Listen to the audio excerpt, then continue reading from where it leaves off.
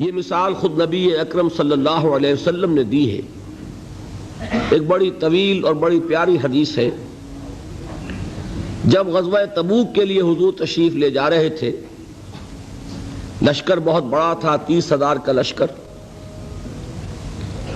اس وقت ایک موقع ایسا آیا کہ چونکہ رات کو سفر کیا کرتے تھے، عرب میں آپ کو معلوم ہے دن میں شدید گرمی، لہذا جب طویل سفر ہوتا تھا تو زیادہ سے زیادہ کوشش ہوتی تھی کہ رات کے وقت جتنا بھی فاصلہ طے ہو جائے، پھر فجر کی نماز ادا کر کے بھی جب تک دھوپ کی تمازت نہ ہو، جتنا بھی آگے سفر طے کر لیا جائے، جب دھوپ ہو جاتی تھی تو پھر قیام۔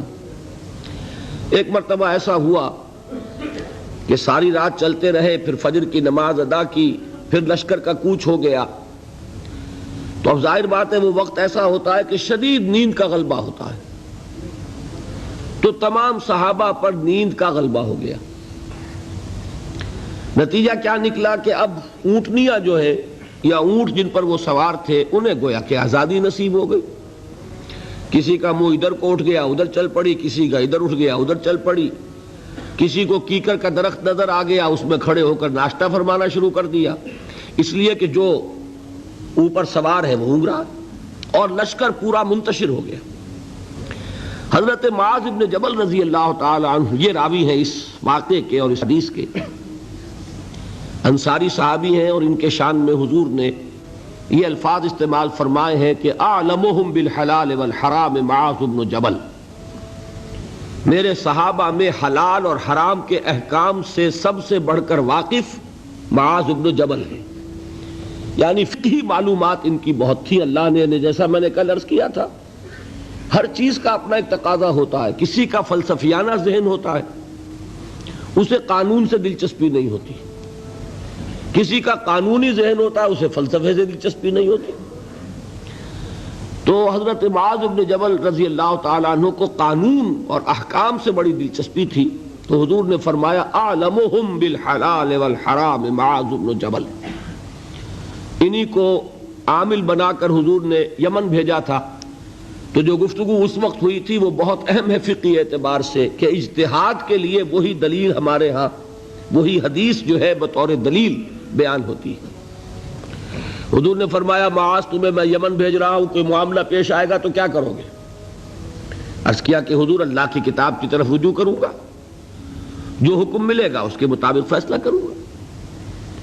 آپ نے دریافت فرمایا اگر اللہ کی کتاب میں کوئی واضح حکم نہ ملے تو کیا کرو گے؟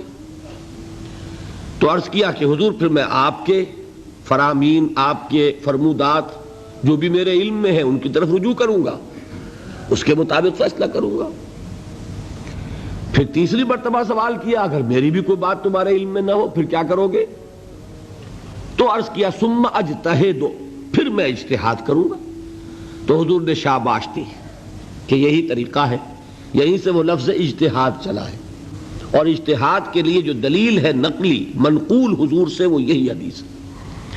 بہرحال یہ تعارف ہو گیا حضرت معاذ بن جبل کا۔ وہ راوی ہیں، وہ فرماتے ہیں کہ بقیہ تو سب لوگ جو ہیں اونگ رہے تھے اور لشکر منتشر ہو گیا تھا، لیکن میں خاص طور پر حضور کے ساتھ ساتھ لگا رہا۔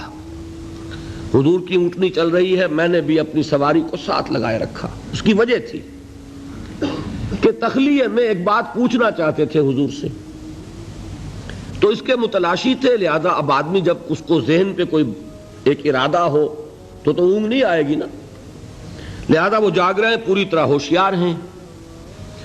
حضور کی اونٹنی چلی جا رہی ہے، اور آپ جب اونٹ پر سوار ہوتے تھے تو ایک کجاوا سا ہوتا تھا، پردے ہوتے تھے اس پر، تو حضور اپنے ان پردوں میں ہیں۔ اچانک حضور کی اونٹنی نے ٹھوکر کھائی، اس سے وہ بدکی، ساتھ ہی چونکہ اونٹنی بالکل برابر چل رہی تھی حضرت معاذ کی، وہ بھی بدک گئی۔ اب یہ جو ایک گڑبڑ ہوئی تو حضور نے اپنے اس ہودج کا پردہ اٹھایا اور چاروں طرف دیکھا تو نظر آیا کہ پورا لشکر منتشر ہو چکا ہے، فارمیشن نہیں ہے، اور صرف معاذ ہے قریب۔ تو آپ نے پکارا یا معاذ۔ اب انہیں اور کیا چاہیے تھا؟ اسی وقت کے لیے تو یہ سارا انہوں نے اہتمام کیا تھا۔ انہوں نے عرض کیا لبیک یا رسول اللہ، میں حاضر ہوں اللہ کے رسول۔ حضور نے پھر آواز دی ادنو دونک، اور قریب آ جاؤ، قریب ہوئے، ادنو دونک اور قریب آ جاؤ، یہاں تک کہ الفاظ یہ ہیں کہ دونوں اونٹنیاں ایک دوسرے سے مس کرنے لگیں، بالکل برابر برابر۔ حضور نے فرمایا معاذ سے رضی اللہ تعالی عنہ کہ میں نہیں سمجھتا تھا کہ لشکر اس طرح منتشر ہو گیا ہوگا اور لوگ مجھ سے اتنے فاصلے پر ہوں گے۔ اب اس کی جو اصل اہمیت ہے اس کو سمجھ لیجئے کہ اس طرح حضور کا تنہا چھوڑ دیا جانا یہ تو بہت خطرناک ہے۔ عام حالات میں بھی کوئی کمانڈر ہو، سپہ سالار ہو، وہ اس طرح اکیلا رہ جائے تو دشمن کو موقع ملے۔ تو حضور نے اس انداز میں فرمایا ما کنت احسب الناس کا مکانہم من بعد، میں نہیں سمجھتا تھا کہ اتنے فاصلے پر ہوں گے لوگ۔ تو میں عرض کیا کرتا ہوں یہ موقع ہوتا ہے اگر ہم جیسا کوئی ہوتا تو وہ اپنی خاص خدمت کا ذکر کرتا، دیکھیے حضور، اور دوسرے لوگوں کی تنقیص کرتا، لوگوں کو خیال ہی نہیں ہے، توجہ ہی نہیں کرتے، اور میں تو بالکل آپ کے ساتھ لگا ہوا ہوں۔ اس کے برعکس طرز عمل تھا حضرت معاذ کا۔ انہوں نے عرض کیا حضور لوگ رات بھر جاگتے رہے ہیں، اب نیند کا اثر ہو گیا ہے، تو فی اثر الدلجہ، اس کی وجہ سے لوگ اونگ گئے ہیں، تو اونٹنیاں جو ہے اب آزاد ہو گئی ہیں۔ اب اس کا جواب سنیے، حضور نے بھی کوئی تکلف فرما کر اپنے آپ کو سپر ہیومن کی حیثیت سے پیش کرنے کی کوشش کبھی نہیں کی۔ آپ نے فرمایا وَأَنَا كُنْتُ نَاعِسًا، ہاں میں تو خود بھی اونگ رہا تھا صلی اللہ علیہ وسلم۔ یعنی یہ معاملہ جو ہے انہوں نے معذرت پیش کی سب کی طرف سے، حضور نے وہ معذرت بھی قبول کی اور اتنی بڑی بات فرما دی انا كنت ناعسا، ہاں بات بالکل ٹھیک ہے، میں خود بھی اونگ رہا تھا۔ اب انہیں جو موقع ملا اور انہیں یہ اندازہ ہو گیا حضور مجھ سے اس وقت بہت خوش ہیں کہ میں جاگ کر چوکس ہو کر پوری طرح ساتھ ساتھ چلا آ رہا ہوں، تو اب حضرت معاذ عرض کرتے اذن لی، حضور مجھے اجازت دیجئے ان اسألک عن شیء، کہ میں آپ سے ایک سوال کروں، قد امرضتنی واسقمتنی واحزنتنی، جس نے مجھے نہایت دلگیر کر دیا ہے، غمگین کر دیا ہے، نہایت مجھے مریض کر دیا ہے، یعنی ایک ایسی دھن مجھ پر سوار ہے، میں سوچ سوچ کر بیمار ہو گیا ہوں۔ حضور نے فرمایا سل ما شئت، بڑا پیارا انداز ہے یہ، جیسے کبھی آپ بادشاہوں کی کہانیوں میں سنتے ہوں گے، پڑھتے ہوں گے، بادشاہ راضی ہو گیا مانگو کیا مانگتے ہو، تو یہاں تھوڑا سا اس کا انداز ہے سل ما شئت، جو پوچھنا چاہو پوچھو، کھلی چھوٹ ہے۔ اس وقت ظاہر بات ہے تخلیہ بھی ہے اور حضور کا خاص اس وقت التفات ہے۔ تو انہوں نے سوال کیا، یہ ہے اصل میں میرے اور آپ کے سوچنے کی بات۔ صحابی ہیں، صحابہ میں اس درجے کے حامل ہیں کہ حضور نے سپرلیٹو ڈگری استعمال کی ہے خاص اعتبار سے، افعل التفضیل اعلمہم بالحلال والحرام معاذ بن جبل، صحابہ میں حلال اور حرام کے سب سے زیادہ جاننے والے معاذ بن جبل ہیں۔ حضور کے نکاحوں میں ان کا وہ مقام ہے کہ یمن کا گورنر بنا کر بھیجا ہے، لیکن انہیں کیا فکر دامنگیر ہے۔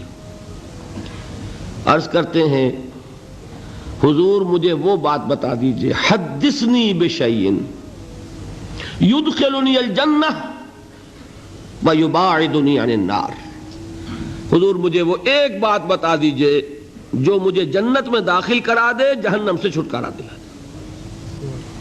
یہ ہے وہ راہ نجات موضوع جس پر یہ ساری گفتگو ہو رہی ہے، اس کی اہمیت کیا ہے۔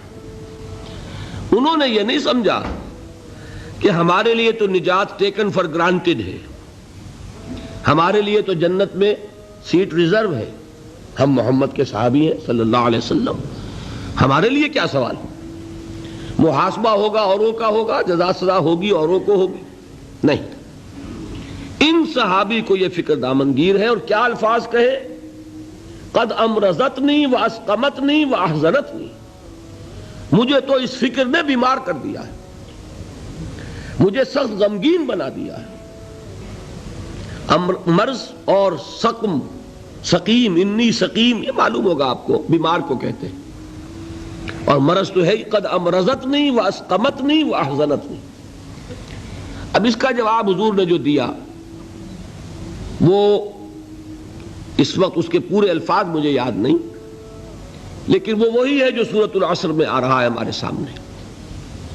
شہادت دو اللہ کے سوا کوئی معبود نہیں اور میں اس کا رسول ہوں، اس پر جم جاؤ، اور اللہ کے ساتھ شرک ہرگز نہ کرو، اور اسی پر تمہاری موت واقع ہو جائے تم جنت میں داخل ہو جاؤ. اچھا جواب تو مل گیا. اب شرک کے معنی کیا ہے وہ ایک تقریر مکمل ہوگی. صرف یہ ہے کہ ان الفاظ میں تو یوں سمجھیے نہ کہ مضامین کے دریا ہیں جو کوزے میں بند کیے گئے. جو بات اس وقت مجھے بتانی تھی وہ یہ تھی. اس کے بعد اب حضور خود ایک سوال کرتے ہیں. یعنی میں کہا کرتا ہوں کہ اب دریائے سخاوت جوش میں ہے. تم نے جو پوچھا تھا پوچھ لیا، میں نے جواب دے دیا. افلا ادلک یا معاذ، تو اے معاذ کیا میں تمہیں یہ نہ بتاؤں براس ھذا الامر وعمودہ وذروۃ السنام منہ، کہ یہ جو دین ہے ہمارا اس کی جڑ کیا ہے، اس کا تنا کیا ہے، اس کی چوٹی کیا ہے.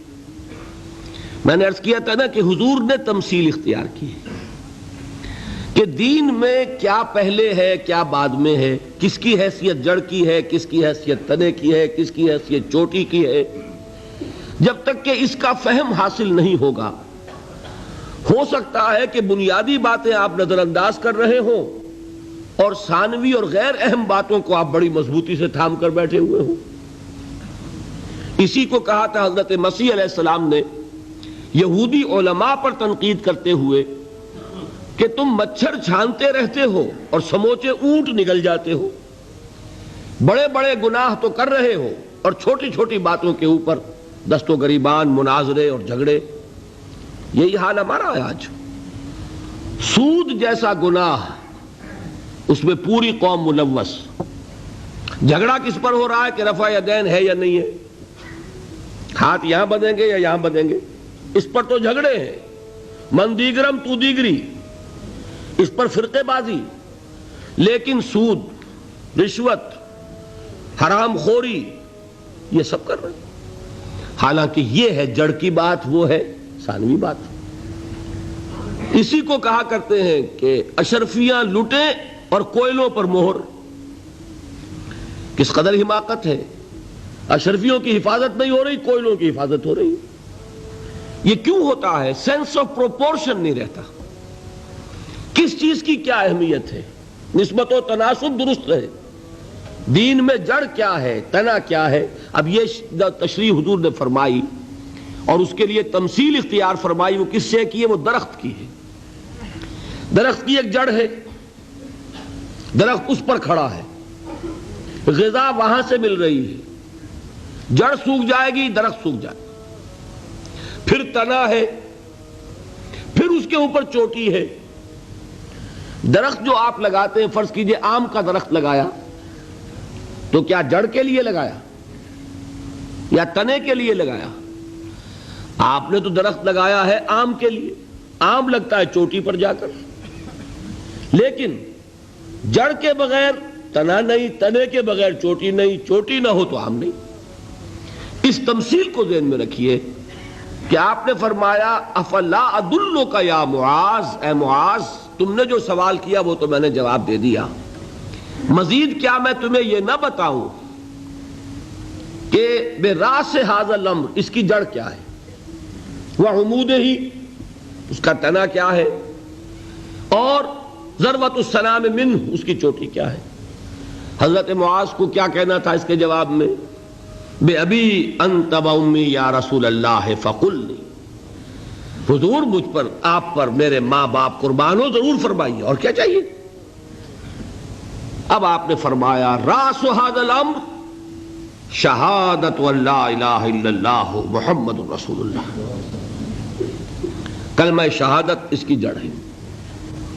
وعمودہ، اور اس کا تنا کیا ہے؟ اقام الصلاۃ و ایتاء الزکاۃ، نماز کا قائم کرنا، زکوٰۃ کا ادا کرنا. اور اس کی چوٹی کیا ہے؟ وَذَرْوَةُ السَّنَامِ مِنْهُ الْجِهَادُ فِي سَبِيلِ اللَّهِ.